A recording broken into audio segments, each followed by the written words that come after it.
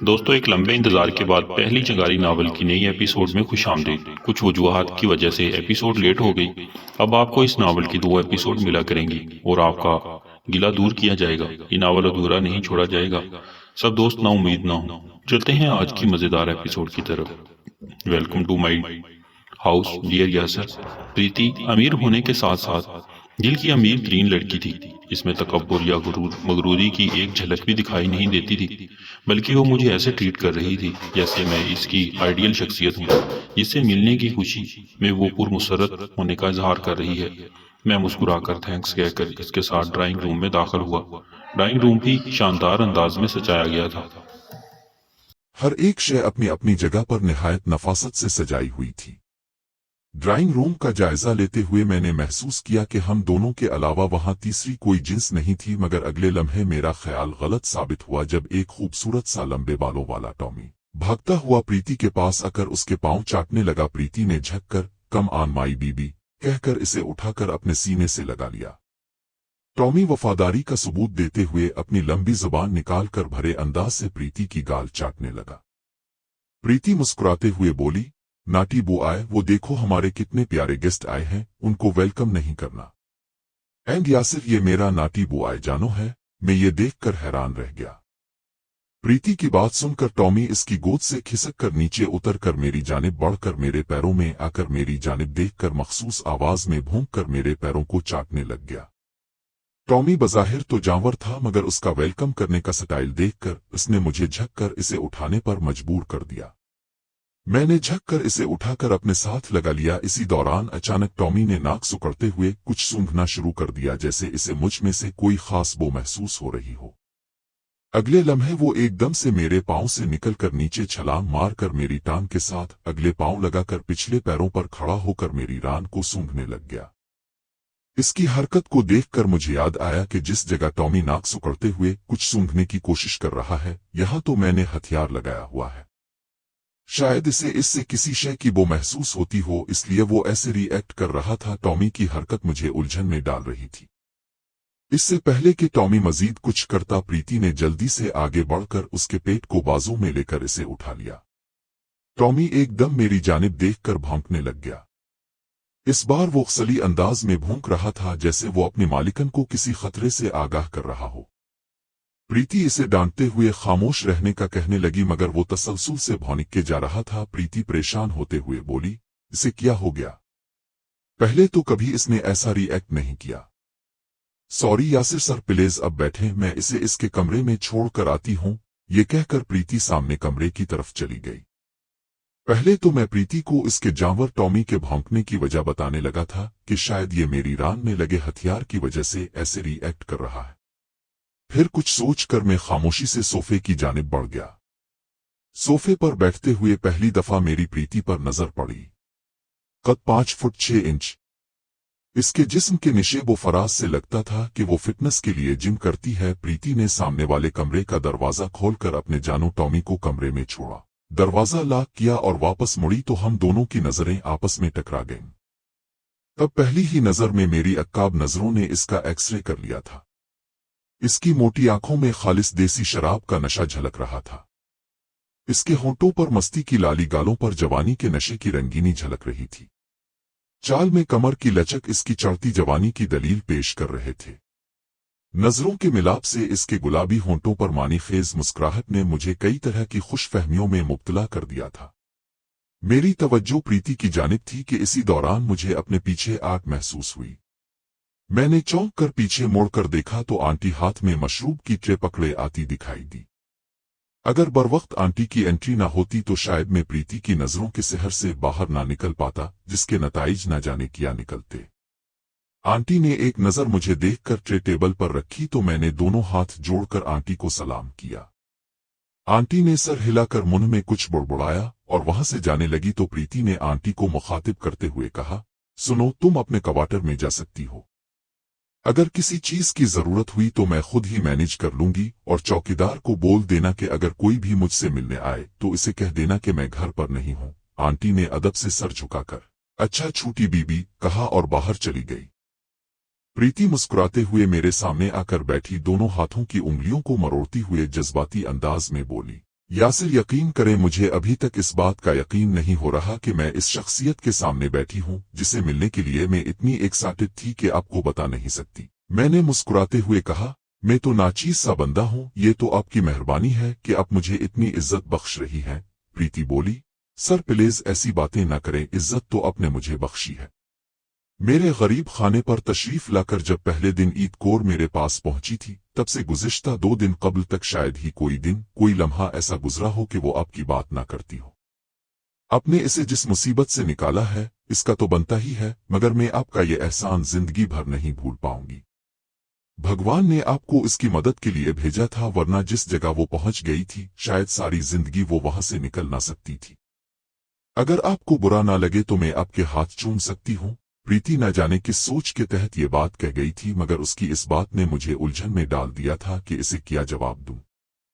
एक तो इसके हुसैन होंठों की लाली देखकर अभी से मेरे हाथों में सरसराहट शुरू हो गई थी, दूसरा अपनी इज्जत के डर से मैं कुछ कह नहीं पा रहा था।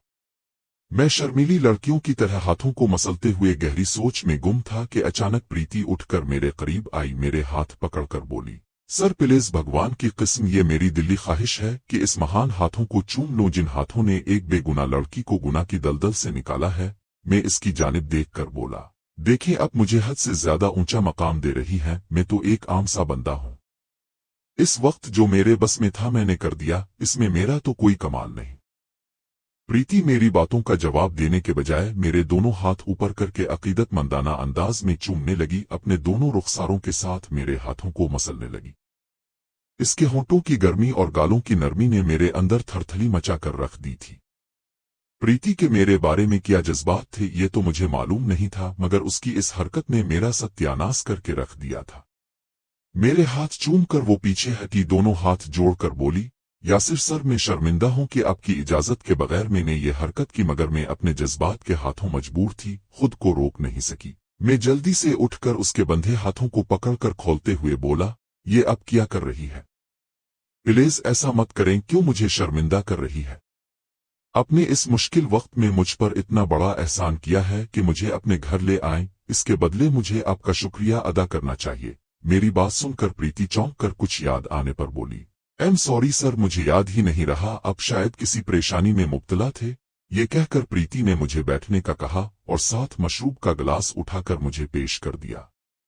मैं गिलास पकड़कर मशरूब की चुस्की लेते हुए बोला, पहले आप मुझे ईद कोर के बारे में बताएं कि वो कैसी है, और जिस कमबख्त ने इसे धोखा दिया था इससे इसकी दोबारा मुलाकात हुई या नहीं, और ईद कोर ने आपको मेरे बारे में क्या कुछ बताया है? प्रीति मेरे यूं बात बदलने का मतलब समझकर बोली, सर शायद आप मुझे कुछ बताने से हिचकिचा रहे हैं। आपको इतना बता दूं कि मुझ में और कोर में कोई फर्क नहीं है। इसने मुझे आपके बारे में वो कुछ बता दिया है जो शायद वो किसी और को ना बता सकती। बस इतना कहूंगी कि इसने आपके और अपने बारे में मुझे A to Z सब कुछ बता दिया, यहाँ तक कि जो कुछ आप दोनों के बीच हुआ और किसके कहने पर यह सब हुआ वो सब भी मुझे हर्फ बा हर्फ मालूम है। इसलिए आपको जितना ईद कोर पर भरोसा था इतना ही भरोसा मुझ पर कर सकते हैं। हमारे बीच होने वाली किसी भी बात का एक हर्फ भी किसी दूसरे के काम में नहीं जाएगा। और मनमयत कोर की बात तो सच बताऊं, इसको इतना दुख अपने बॉयफ्रेंड के धोखा देने का नहीं हुआ था जितना दुख आपसे बिछड़ने का हुआ है। वो हर वक्त दीवानों की तरह आपकी बातें करती रहती थी, आपके साथ गुजरा हुआ एक एक लम्हा बार बार दोहराते हुए उन हुसैन लम्हात को मेरे साथ शेयर करती रहती थी। सच बताऊं तो इसने आपकी तारीफों को जिस कदर पिल बांधे हैं, इसकी बातें सुन सुनकर मैं खुद आपसे मिलने के लिए बावली हो चुकी थी, और आज मेरी किस्मत ईद कोर की किस्मत से जीत गई। और किस्मत ने मनमयत कोर से पहले मुझे आपसे मिलने का मौका दे दिया। जब अपने फोन पर ईद कोर का पूछा था तभी मेरे दिल से आवाज आई कि ले प्रीति, जिस भगवान का तुम्हें इंतजार था वो आ गया है। तब मेरा बस नहीं चल रहा था कि कब कॉल बंद हो और मैं दौड़कर आपके पास पहुंचकर आपका दर्शन कर लूं। और हाँ, मनमयत कौर और मैंने प्लानिंग के तहत मनमयत कौर के बॉयफ्रेंड प्रीतम सिंह को मखसूस जगह बुलवाया था। तब मनमयत कौर ने मौका देखते ही फायर करके इस खबीस को मौके पर ही मौत के घाट उतार दिया था। मनमयत कौर ने मुझे इस बात की भनक भी नहीं लगने दी थी कि वो इसे खत्म करने के इरादे से सुनसान जगह बुलवाने का कह रही है, न ही मुझे ये मालूम था कि वो ऐसा करेगी। इसके इस रद्दे अमल से मैं तो घबरा गई थी। अगर मुझे पहले मालूम पड़ जाता कि मनमयत मौजूद है और वो प्रीतम सिंह को जान से मार देगी तो शायद मैं इसे ये सब ना करने देती, क्योंकि प्रीतम सिंह को मैंने अपने प्यार के जाल में फंसा कर इसे मिलने के लिए बुलवाया था। इसे तो ईद कौर का इल्म भी नहीं था कि जिसे वो कभी वापस न आने वाली जगह पर छोड़कर आया था वो दूसरे ही दिन वापस आ गई है। जब इसने मनमय्यत कौर को देखा तो वो उठकर भागने लगा। तभी मनमय्यत कौर ने पीछे से हमला करते हुए इसे मौके पर मौत की नींद सुला दी। मैं तो ये समझकर सारी गेम कर रही थी कि मनमय्यत कौर इसे थप्पड़ वगैरह मारकर आगालियां देकर अपने दिल की भड़ास निकाल लेगी, मगर उसके दिल में प्रीतम सिंह के लिए इतनी नफरत थी कि इसने इस कमबख्त को मारते वक्त एक लम्हा भी नहीं सोचा। प्रीति बोलना शुरू हुई तो उसने मनमय्यत कौर और प्रीतम सिंह के साथ साथ अपने जज्बात की खलासी भी दिल खोल कर बयान कर दी थी। मैंने कहा, मनमय्यत कौर ने इसके साथ जो भी किया सही किया। ऐसे धोखेबाज शख्स का यही अंजाम होना चाहिए। इसने अपने जागीरदार बाप और 7 जवान भाइयों को धोखा दिया। इस शख्स ने इसके साथ वो सलूक किया जो कोई दुश्मन के साथ भी नहीं करता। अगर मनमय्यत कौर की जगह में होता तो मैंने इसके जिस्म के छोटे छोटे टुकड़े करते हुए इसको ऐसी अजियतनाक मौत दीनी थी कि वो हर लम्हा मौत को पुकारते हुए मौत के करीब होता जाता। बताओ कि प्रीतम सिंह के कत्ल होने का क्या किसी को तुम लोगों पर शक तो नहीं पड़ा? प्रीति बोली। शक तो पड़ गया था, बल्कि मेरे फोन नंबर ट्रेस होने पर पुलिस तहकीकात करने भी पहुंच गई थी, मगर मैंने भारी रकम देकर पुलिस वालों का मुंह बंद करके इस मामले को नामालूम अफराद पर डाल दिया था, और मनमय्यत कौर तो सिरे से ही इसमें मशकूक नहीं हुई थी और न ही किसी को मनमय्यत कौर के बारे में इल्म था। ये मैंने कहा, मनमय्यत कौर क्या हमेशा के लिए अपनी खाला के घर चली गई है या फिर वापस आएगी? प्रीति बोली। मुझे तो वो ये कहकर गई है कि अगर वहाँ मामला ठीक रहा तो वो मुस्तकिल वहाँ ही कयाम करेगी, नहीं तो फिर वापस मेरे पास आ जाएगी या फिर किसी फलाही तंजीम की रुकन बनकर लोगों की खिदमत में बाकी की जिंदगी गुजारेगी, मगर किसी से शादी नहीं करेगी सिवाय। प्रीति की अधूरी बात सुनकर मैं चौंक कर उसकी तरफ देखकर बोला, क्या हुआ, खामोश हो गई? प्रीति बोली, जो काम मुमकिन न हो इस पर बात करने का क्या फायदा? ये कहकर प्रीति चौंकने के अंदाज में बोली, कैसी बदतमीज हो, आपको फ्रेश होने का भी नहीं कहा और खाने का भी नहीं कहा, आते ही अब कसर खाना शुरू कर दिया। बातें तो बाद में भी होती रहेंगी, अब प्लीज पहले नहाकर फ्रेश हो जाएं, मैं आपको भाई का ट्राउजर शर्ट दे देती हूँ, आप वो पहन ले। प्रीति के मुंह से भाई सुनकर मुझे भी याद आ गया कि इसका एक भाई भी है जो उसके साथ रहता है, मगर वो अभी तक मुझे कहीं नजर नहीं आया था, जबकि मुझे वहां आए हुए 1 घंटा हो चुका था।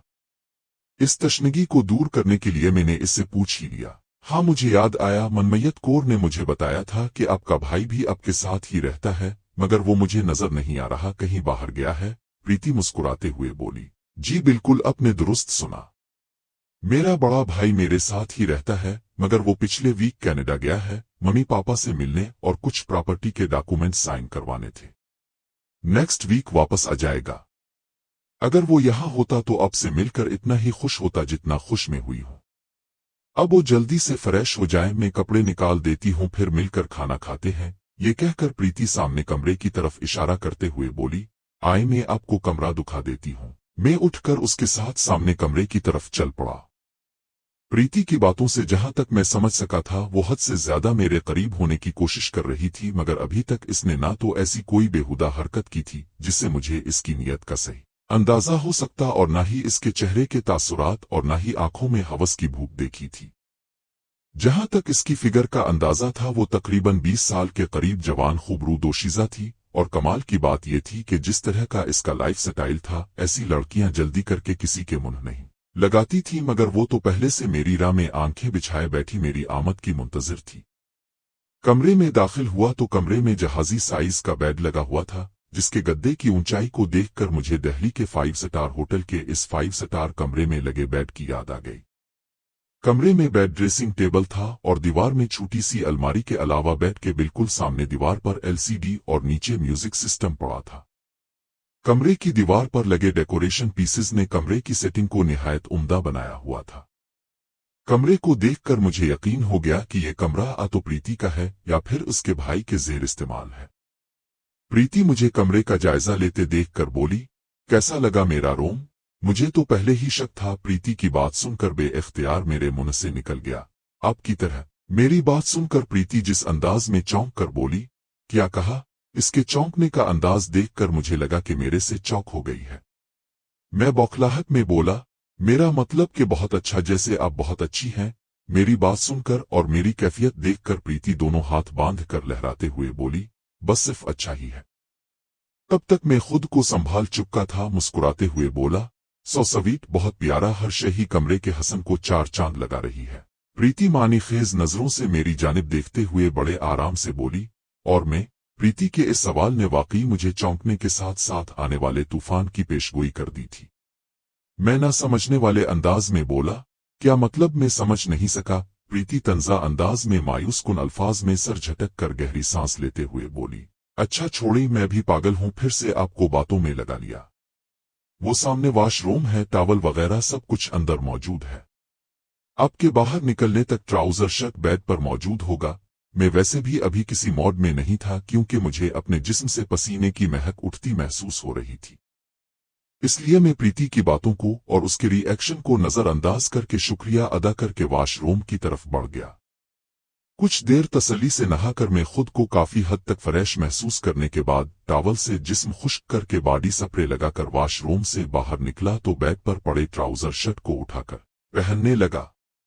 मैंने बुलेट प्रूफ जैकेट, हथियार, पगड़ी और दीगर अशिया उतार कर दीवार के साथ लगी अलमारी में रखने लगा तो जिस खाने को खोला था, इसमें हैंगर में लटकते मुख्तलिफ रंगों के अंडरवियर पड़े थे। मैंने घबरा कर जल्दी से दरवाजा बंद करके दूसरा दरवाजा खोला तो इसमें प्रीति की पेंट शर्ट्स पड़ी थीं। मैंने तीसरा दराज खोला तो वो खाली था। मैंने तमाम चीजें सलीके से रखकर दरवाजा बंद कर दिया। ट्राउजर शर्ट शायद नाइट ड्रेस लिबास था, इसलिए शायद मुझे पूरा आ गया था। ट्राउजर शर्ट का कपड़ा इंतहाई सॉफ्ट सिल्क का था। इसे पहनकर मुझे यूं लग रहा था जैसे मैंने कुछ भी नहीं पहना हुआ। इसकी शर्ट भी इतनी लंबी थी जो मुश्किल से मेरे तक पहुंच रही थी। मैंने थोड़ा चलते हुए नीचे देखा तो मुझे खुद से शर्म महसूस होने लगी, क्योंकि नीचे ट्राउजर में से मेरा साज और सामान का पूरा सीट वाज़े तौर पर महसूस हो रहा था। मुझे अगर पहले मालूम होता तो मैं फुल वक्त प्रीति से दूसरा ट्राउजर शर्ट और ट्रैक सूट लाने का कह देता, मगर पहनने के बाद इस सूट की क्वालिटी का इल्म हुआ था। प्रीति भी कमरे में मौजूद नहीं थी, जिसे मैं कह देता कि कोई और ट्राउजर शर्ट ला कर दे, ये मैं सोने के वक्त पहन लूंगा। वैसे तो इस सूट में मैं खुद को बहुत आरामदेह महसूस कर रहा था, मगर इस हाल में प्रीति के सामने जाते हुए मुझे हिचकिचाहट महसूस हो रही थी। लेकिन प्रीति ने खुद मुझे ये पहनने के लिए दिया था, अब इसमें मेरा तो कोई कसूर नहीं था। ये सोचकर मैं कमरे से निकलने की बजाय बेड पर बैठ गया। बेड पर बैठते हुए मैं गद्दे में धंस गया। तभी कुछ याद आने पर मेरे होंठों पर मुस्कुराहट की लहर दौड़ पड़ी जब दिल्ली के 5 स्टार होटल में शौखी से बेड पर गिरा था और गद्दे में धंसते हुए दोनों बाजू ऊपर करते हुए चीखा था, ओए पकड़ो मुझे। माजो की बात दोहराकर मुस्कुराहट से हंसी तक बात आ गई और अगले ही लम्हे माजो की याद आने पर मेरा चेहरा मुरझा गया कि ना जाने वो किस हाल में होगा। इससे पहले कि मैं मजीद अपने साथियों के बारे में सोचता, दरवाजे पर दस्तक की आवाज सुनकर मैं चौंक कर दरवाजे की जानिब देखते हुए बोला, यसकम उन दरवाजा खुला तो क़यामत खेज मंजर देखने को मिला। मैं तो दरवाजे में खड़ी प्रीति से नजरें हटाना भूल गया। काले रंग का लॉन्ग गाउन नाइट ड्रेस पहने कोयले की कान में को नूर लग रही थी। प्रीति के लिहाज से गाउन काफी खुला ढला था, जिसमें इसका जिस्म तो नुमाया नहीं हो रहा था, मगर खुलते गुलाब के मानिंद इसका चेहरा देखकर उसके चेहरे से ही नजरों को हटाने के लिए मेरा दिमाग आमादा नहीं हो रहा था। इस दौरान मैंने एक चीज नोट की कि प्रीति ने जब मुझे अपने हसन का असीर होते महसूस किया तो वो जानबूझकर चंद कदम आगे बढ़कर मुस्कुराते हुए बोली, वाओ सर, आपकी तो लुक ही चेंज हो गई है। लग ही नहीं रहा कि आप वही यासिर सर हैं जो कुछ देर पहले सरदार के रूप में मेरे साथ बातें कर रहे थे। जारी है।